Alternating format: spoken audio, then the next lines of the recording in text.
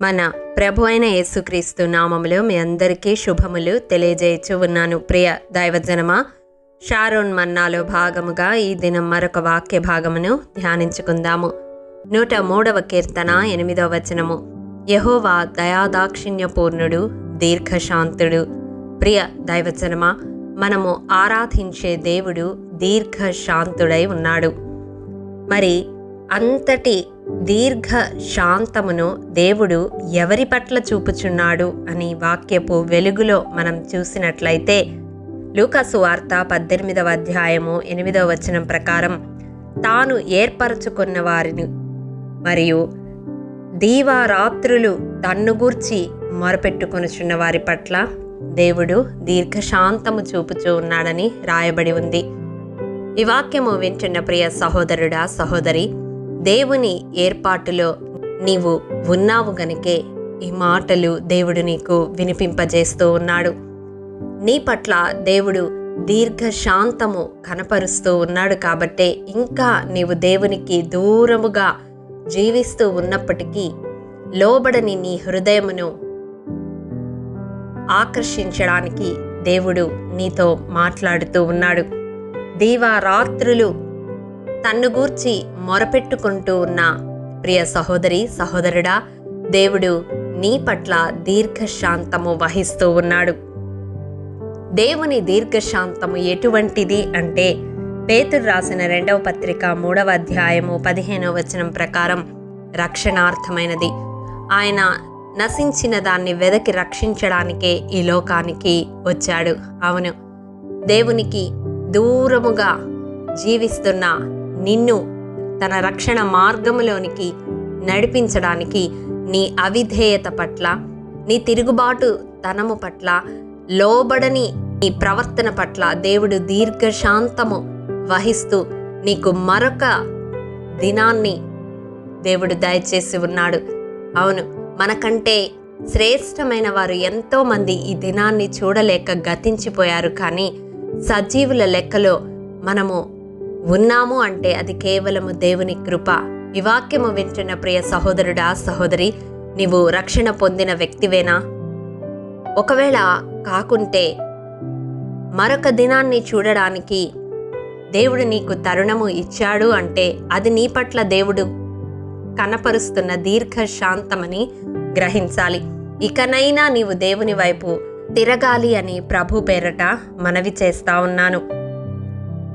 ఏ విధంగా నీవు దేవుని వైపు తిరిగితే దేవుడు నిన్ను క్షమిస్తాడు అంటే, యెషయా గ్రంథం 55వ అధ్యాయము 7వ వచనం ప్రకారం, నీ భక్తిహీనతను విడవాలి, నీ దుష్ట తలంపులు మానాలి. అప్పుడు నీవు దేవుని వైపు తిరిగిన ఎడల నీ యందు ఆయన జాలిపడి నిన్ను బహుగా క్షమించి తన కుమారునిగా, తన కుమార్తెగా స్వీకరిస్తాడు. నీ అతిక్రమములన్నిటినీ కప్పుకొనక ఆయన సన్నిధిలో ఒప్పుకుంటే దేవుడు తన దీర్ఘశాంతమును నీ పట్ల కనపరిచి ప్రతి విధమైన పాప దోషమును పరిహరించి ఆ నిత్య రాజ్యమునకు నిన్ను వారసునిగా, వారసురాలిగా చేస్తాడు. ఈ వాక్యము వింటున్న ప్రియ దైవజనమా, ఈ సంవత్సరాంతములో దేవుడు మరొకసారి హెచ్చరిస్తూ ఉండగా, ఇంకా దేవుడు ఉచితముగా అనుగ్రహిస్తున్న రక్షణను నిర్లక్ష్యము చేస్తూ, ఆయన కనపరుస్తున్న దీర్ఘశాంతమును తృణీకరిస్తూ నీవు జీవిస్తూ ఉన్నట్లయితే పిలుపు ఇదే. లోబడని నీ హృదయము వైపు దినమెల్లా తన చేతులు చాపి నీ కొరకు ఆయన నిలవబడి ఉన్నాడు. మరి ఆ పరమ తండ్రిని నీ హృదయములో చేర్చుకుని నీ సొంత రక్షకునిగా అంగీకరించి ఆయన కొరకు సాక్షిగా జీవించగలవా?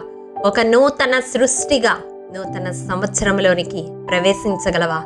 ఒకవేళ రక్షణ పొంది నామకార్థమైన జీవితాన్ని జీవిస్తూ ఉంటే ఆయన నీ పట్ల కనపరుస్తున్న దీర్ఘశాంతమును ఎన్నిక చేసి ఇకనైనా చల్లారిన నీ ఆత్మీయ జీవితాన్ని తిరిగి ఉజ్జీవింప చేసుకుని ఆయన కొరకు రోషము కలిగి జీవించగలవా? ఈ దినం ఒక తీర్మానం తీసుకున్నట్లయితే ఈ ప్రార్థనలో ఏకీభవించమని ప్రభు పేరట మనవి చేస్తూ ఉన్నాను. మహాఘనుడా, మహోన్నతుడా, మహాపరిశుద్ధుడా, నీ పరిశుద్ధ పాదములకు వందనములు. దేవా, దీర్ఘశాంతము కలిగిన గొప్ప దేవునిగా ఈ దినం మీరు మాతో మాట్లాడిన విధానమును బట్టి మీకు వందనాలు. అయ్యా, నీవేర్పరచుకున్న వారి పట్ల, నీకు దీవారాత్రులు మొరపెట్టు వారి పట్ల రక్షణార్థమైన నీ దీర్ఘశాంతమును కనపరిచే దేవునిగా నీవున్నావని మాతో మాట్లాడావు తండ్రి. ఈ వాక్యము వింటున్న వారిలో ఎంతమంది ఇంకా రక్షణను నిర్లక్ష్యము చేస్తూ జీవిస్తూ ఉన్నారో వారిని మీ వైపు ఆకర్షించుకునండి. అమూల్యమైన నిరక్షణను వారికి దయచేయండి. రక్షణ పొంది నీకు దూరముగా ఈ లోకానుసారముగా జీవిస్తున్న వారిలో తిరిగి నూతనముగా రక్షణానందమును పుట్టించమని, ప్రతి ఒక్కరము నూతన సృష్టిగా మార్చబడి నూతన సంవత్సరములో ప్రవేశించే కృప అనుగ్రహించమని యేసు అతి పరిశుద్ధ నామం పేరట అడిగి పొందుకొని నాము తండ్రి, ఆమేన్. ప్రియ దైవజనమా, అనుదినము షారోన్ మన్నా ద్వారా అడగబడుచున్న నెంబర్ ఇన్ బైబిల్ క్విజ్ ప్రశ్నలకు సమాధానములు ప్రతి నెల మొదటి వారము కామెంట్ బాక్స్లో పోస్ట్ చేయబడతాయి. కాబట్టి గమనించి మీకు తెలియని ప్రశ్నలకు సమాధానములు తెలుసుకొనగలరని ప్రభు పేరట మనవి చేయుచూ ఉన్నాము. ప్రియ దైవజనమా, ఈ దినం నెంబర్ ఇన్ బైబిల్ క్విజ్ ప్రశ్న: మా వంటి 10,000 మందితో నీవు సాటి అని జనులు ఏ రాజుతో చెప్పిరి? మీ సమాధానం మాకు తెలియజేస్తారు కదూ. ప్రభు కృప మనందరికీ తోడైండును గాక, ఆమేన్. ప్రియ దైవజనమా, ఈ దినము జన్మదినము, వివాహ దినము జరుపుకుంటున్న వారికి షారోన్ గ్రూప్ తరపున హృదయపూర్వక శుభాకాంక్షలు తెలియజేయుచూ ఉన్నాము. దేవుడు శ్రేయస్కరమైన ఆశీర్వాదములతో ఈ సంవత్సరాది నుండి సంవత్సరాంతము వరకు మిమ్ములను నింపాలని ప్రార్థిస్తూ ఉన్నాము. ఆమేన్.